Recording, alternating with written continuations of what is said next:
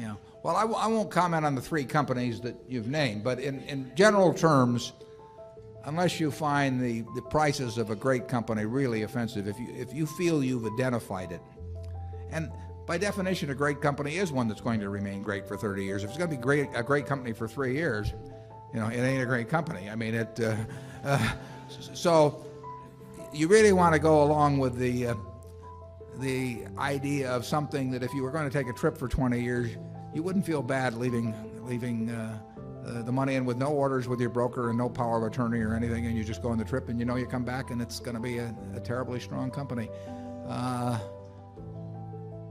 I think it's better just to own them. I mean, we could attempt to buy and sell some of the things that we own that we think are fine businesses, but they're too hard to find. I mean, we found See's Candy in 1972, where we find here and there we get the opportunity to do something, but they're too hard to find. So to sit there and hope that you buy them in the throes of some panic, that you sort of take the attitude of a mortician, waiting for a flu epidemic or something. I mean, I'm not sure that will be a great technique. I mean, it may be great if you inherit. Paul Getty inherited the money at the bottom in '32. I mean, he didn't inherit it exactly. He talked his mother out of it, but yeah. It's true, actually. Close enough. Yeah, close enough, right? But he benefited enormously by having access to a lot of cash in the early 30s that he didn't have access to in the late 20s, and so you get some accidents like that. But that's a lot to count on, and if you start with the Dow at X and you think it's too high, when it goes to 90% of X, do you buy? Well, if it does and it goes to 50% of X, it gets you never get the benefit of those extremes anyway, unless you just come into some accidental sum of money at some time. So I think the main thing to do is find wonderful businesses. Is Phil Carre here? We got the world. Yeah, there's the hero of investing. Phil, would you stand up? Phil is 99. He wrote a book on investing in 1924.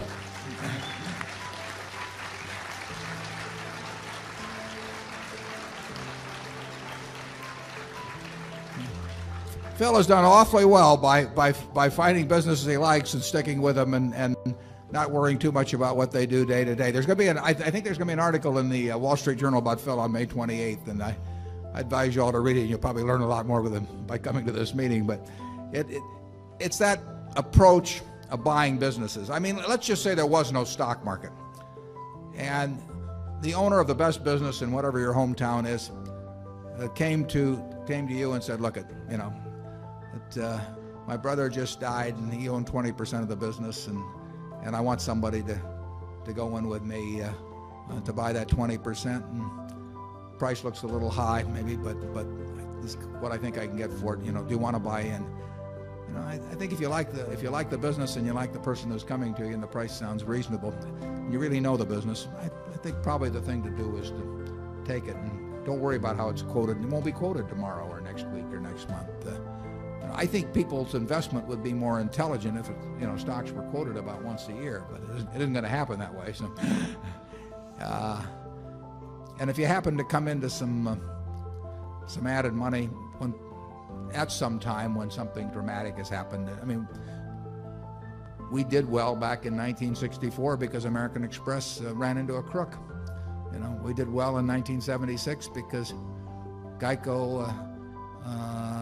Geico's managers and auditors didn't know what the loss reserve should have been the previous couple of years. So we've had our share of flu epidemics, but you don't want to spend your life waiting around for them.